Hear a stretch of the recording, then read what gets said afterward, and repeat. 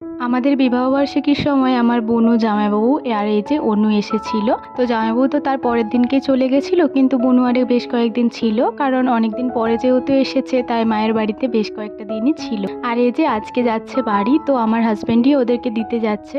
আর মায়ের মন তো বেশ খারাপ, যেহেতু বোনু এতদিন ধরে ছিল, তো আজকে বাড়ি চলে যাচ্ছে, তাই মা খুবই কান্নাকাটি করছিল। আমি মাকে বোঝাচ্ছিলাম যে কান্না করে কি হবে, আবার তো চলে আসবে। আর জানেন তো, অনুর সাথে তো মিষ্টু বেশ খেলা করছিল, তো ওর আবার এত কান্না যে ওকে রাখা যাচ্ছে না। তাই এই যে কাকিমা ছোট কাকুকে বললো যে ওকে একটু ঘুরিয়ে নিয়ে এসো, তো যাতে ওর কান্নাটা বন্ধ হয়।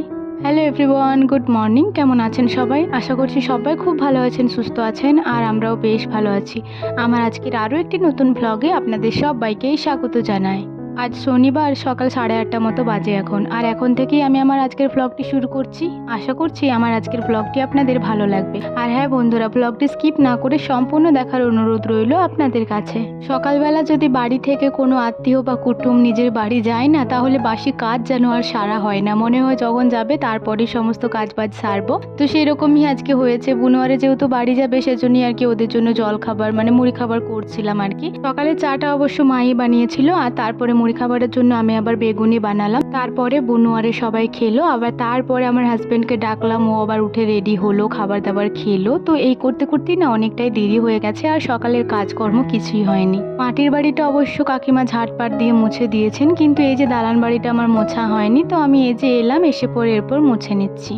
ঘরটা ভালো করে মুছে পাপোশগুলো পেতে দিলাম, আর তারপরে না সিঁড়ির কাজটাও ধুয়ে নিয়েছিলাম। সিঁড়িগুলো তো ধোয়া হয়নি। আর তারপরে এই যে বালতির জলটা নিয়ে কলপাড়ে চলে এসেছি। এই যে কাপড়টা, এটা একটু ভালো করে ধুয়ে নিকুড়ে এখানেই রেখে দেবো, আর তারপরে না বালতির মধ্যে একটু জল ভরে নেব। তার আগে এই যে কলপাড়টাও একটু ভালো করে ধুয়ে নিচ্ছি। এখানে প্রচণ্ড পরিমাণে বালি হয়েছে, আবার যেহেতু এখন অনেক কাদা, তো সেজন্যই কলপাড়টা অনেক নোংরা হচ্ছে। তো কলপাড়টা ভালো করে ধুয়ে নিলাম, আর তারপরে বালতি করে একটু জল ভরে নিচ্ছি, কারণ কয়েকটা জামা কাপড় কাচতে হবে।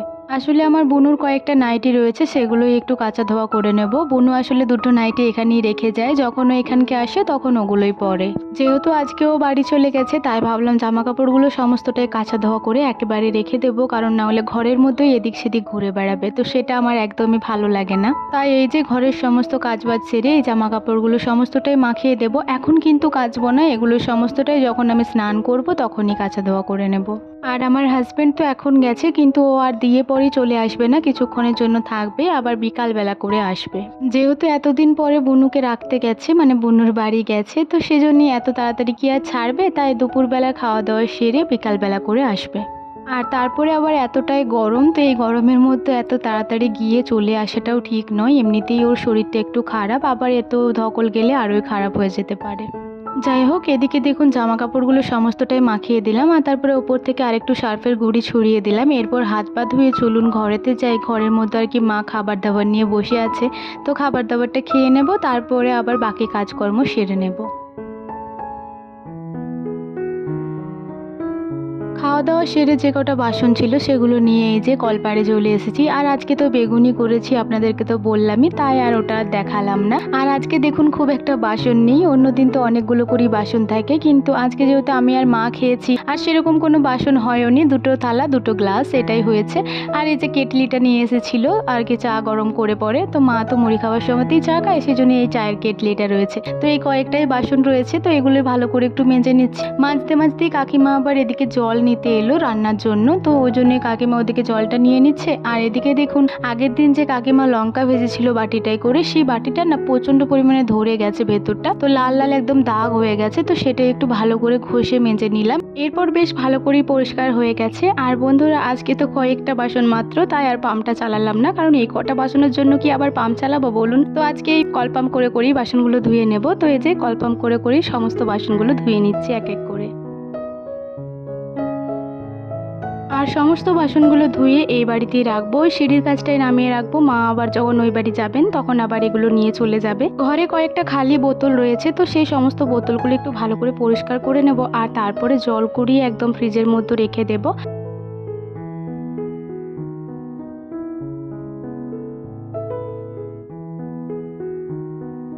ভাবলাম এরপরে স্নান করতে যাব, কারণ নাইটিটা অর্ধেক ভিজে গেছে। তো কাকিমা আবার বলল যে অনু মিষ্টুকে একটু ড্রেসটা পরিয়ে দাও। আর জানেন তো বন্ধুরা, আগের দিনেই মিষ্টুকে ড্রেসটা দিয়েছে। আর আজকে মিষ্টু প্রথম এই ড্রেসটা পরে স্কুলে যাবে। তো ওকে এই যে ড্রেস জুতো সমস্তটাই পরে রেডি করিয়ে দিয়েছি। আপনারা অবশ্যই কমেন্ট করে জানাবেন যে ওকে ড্রেসটা পরে কেমন লাগছে।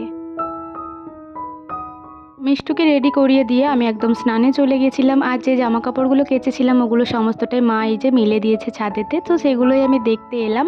আর তারপরে স্নান করে জব টপ সমস্তটাই করে নিয়েছি। আর তারপরে এই যে ছাদেতে এসেছি, দেখছি মা চাল মেলেছে, তাই মাকে বললাম মা চালগুলো একটু মেলে দেবো। বললো হ্যাঁ মেলে দাও। তো এই যে চালগুলো প্রথমে জড়ো করে নিলাম আর তারপরে মেলে দিচ্ছি। আর আমি না এখন অনেকটাই চাল মেলতে শিখে গেছি। আর বন্ধুরা, ছাদে এতটাই রোদ, কি বলবো, চালগুলো একদম গরম, একদম ভাজা ভাজা হয়ে গেছে। আর আমি এইটুকু চাল মেলতে নিজেই ভাজা ভাজা হয়ে গেছিলাম, পুরো সিঁদুর গলে মুখ ভর্তি হয়ে গেছিল। তো এই যে চালটা মেলে দিলাম আর তারপরে কর্নাগুলোতে একটু করে ইট চাপিয়ে দিলাম যাতে না উড়ে যায়। এরপর চলুন নিচেতে যাই।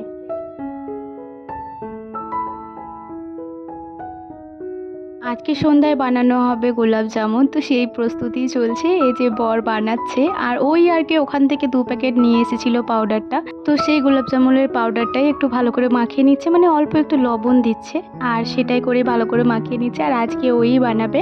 আর এদিকে মিষ্টু বসে রয়েছে, মিষ্টু ওকে হেল্প করছে। আর আমি বলছি আমি কিন্তু কোনো হেল্প করব না, তোমরা দুজনে মিলে যা পারো করো। আমি যতই বলি কিছু হেল্প করব না, কিন্তু হেল্প আমাকে করতেই হবে, নয়তো হবে কি করে। এই যে বসে রয়েছে, এটাও তো একটা বিরাট বড় কাজ বলুন। যাই হোক, চলুন আজকে আপনাদের সাথে বরের হাতে স্পেশাল গোলাপ জামুন রেসিপি শেয়ার করা যাক, সঙ্গে থাকুন। দেবো নাকি কিছু? মা আনতে গেল, দাঁড়াও আমি দিচ্ছি। কি কি দিয়ে মাখছো? শুধু দুধ আর এমনি কিছু লাগবে না? নুন আর অল্প?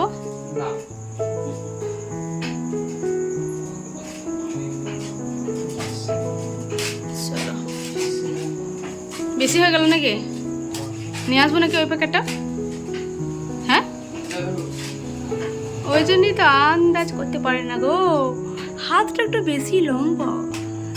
বন্ধুরা, তো ও এতটাই দুধ ঢেলে দিয়েছে যে পাতলা হয়ে গেছে, সেজন্য এই যে ঘরেতে আরেক প্যাকেট ছিল এই গোলাপ জামুনের প্যাকেটটা, 2 প্যাকেটই এনেছিল। তো এটা নিয়ে যাই, যতগুলো লাগবে দেবে, পরে আবার এটা অন্যদিন বানাবো বলে রাখা হয়েছিল আর কি। তো চলুন ওই বাড়িতে যাই। এটা এগুলো কটা হবে বলো? কটা মিষ্টি হবে মিনিমাম? 30টা। কেমনটা হতে হবে? এরকম সফট? আচ্ছা, এরকম সফট হতে হবে একদম, যেন হাতে আর না, যখন হাতে লাগবে না তখন বুঝে নিতে হবে যে এটা একদম মাখা হয়ে গেছে। তো এইটুকুতে 30টা মতো মিষ্টি হবে, দেখা যাক কত বড় বড় হয়। আর এদিকে এই যে রস ফুটছে, রসের মধ্যে চিনি, লং, এলাচ এই 3টে জিনিস দেওয়া হয়েছে। আর এখানে কড়াই চাপানো হয়েছে, এটাতে আর কি ভাজা হবে গোলাপ জামুনগুলো। তো কড়াইটা গরম হোক, তারপর তেল দেব।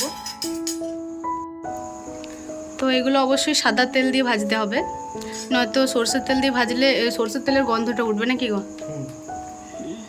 তো এটার জন্য 500 তেল নেওয়া হয়েছে। খেপে একটু ছাইটা সরা। হ্যাঁ, তো তেলটা গরম হোক, তারপরে বাকি জিনিসগুলো দেওয়া হবে, মানে ওগুলো ভাজা হবে গোল গোল করে নেওয়ার পরে। তুমি বেশি বললো না কিছু, দাঁড়াও এটা আগে দেখে তুলে রাখি তেলটা। এটা মানে উনুনকে দিয়ে দিই একটা, না তুমি ছাড়ো তো, একটা আস্তে আস্তে ছাড়বে কিন্তু। এবারে এক এক করে সমস্তগুলো ভেজে নেবো। নাড়াবো না,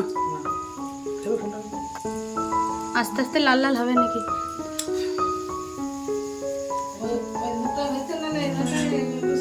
বলছি আঁচটা কমাবো, লো করে দিচ্ছি একদম। আস্তে আস্তে তেলটা গরম হয়ে গেছে, যেহেতু লাল হয়ে যাচ্ছে। নড়াবো গা?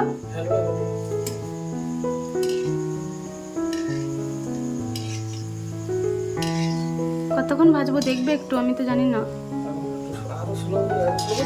একদম কমিয়ে দিয়েছি।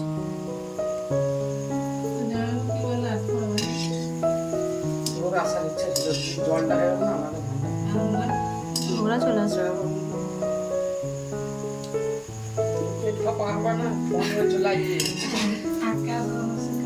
দেখবে এটা।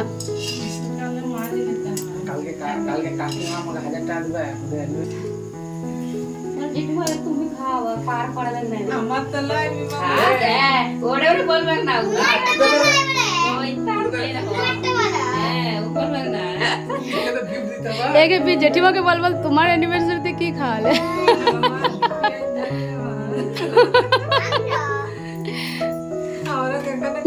মিষ্টুর মা বাবারও কালকে অ্যানিভার্সারি, আমাদেরও অ্যানিভার্সারি নাকি ভাবি?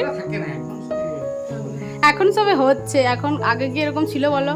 আগে পরিস্থিতি মানুষ খাওয়া দাওয়াই করতে পারতো না আর এসব দেখো গো, ওগুলো একদম কালো কালো হবে। হ্যাঁ সে গোলাপ জামুন মানে একদম কালো কালো, সাদাটা হলে একদম রসে দিয়ে দিতে হতো। তো এটা ভালো করে ভাজা হয়ে যায়। তো এখন যখন এই ইয়েগুলো বন্ধ হয়ে যাবে তখন হয়ে গেছে নাকি বুঝতে হবে। এই যে বাবলসগুলো হচ্ছে ওগুলো, বাহ এখনই বেশ সুন্দর লাগছে, অনেকটাই ফুলে গেছে দেখুন মা, আরো ফুলবে না? দিয়ে দেবো এগুলো। এ বাবা, তাহলে মা একটা থালা দিন তো, ছোট থালাগুলো। হ্যাঁ একটা বাটি দেবেন তো, তাই দিন, একটু নামিয়ে রেখে তাহলে একসাথেই দেবো তাহলে। এই কড়াইটা না ওই সাইডে রাখো, তো এগুলো এখানটাতে থাক এখন, এগুলো আমি তো তখন ছেড়ে দিই।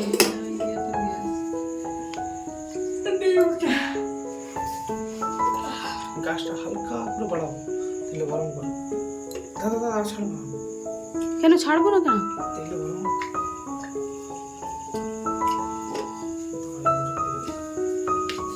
এটা যেন একবারই হয়ে যায়, তাড়াতাড়ি গোলটা করে দাও। এতটা তেল দুবার তিনবার করে দিলেই ব্যাস।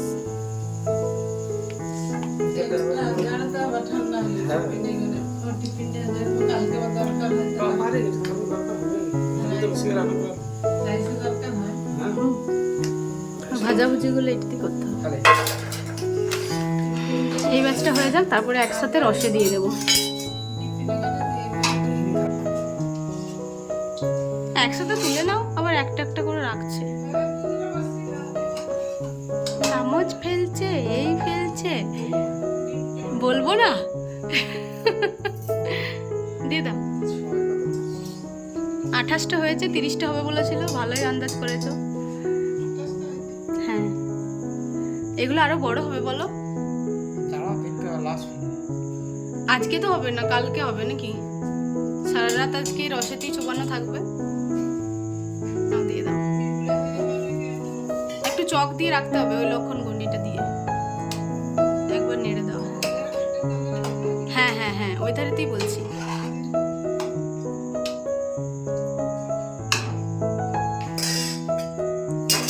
এটা এবারে রসে সারা রাত চোবানো থাকবে, সকালবেলাতে দেখানো হবে যে কেমন হয়েছে। এর জন্য আজকে রাতটা ওয়েট করতে হবে। চলুন। আর এই যে বন্ধুরা এখন মাত্র 10 মিনিট হয়েছে, আর এই যে দেখুন কত বড় বড় হয়ে গেছে গোলাপ জামুনগুলো। কিন্তু কি জানেন তো, এখন রসটা পুরোপুরি একদম ভেতর অবধি ঢুকবে না, ভেতরটা একটু কাঁচাই রয়ে যাবে, মানে শক্ত মতো রয়ে যাবে। সকালবেলা কিন্তু একদম ভালো করে এটা ঢুকে যাবে রসটা ভেতর অবধি, আর খেতেও বেশ সুন্দর হয়েছিল জানেন।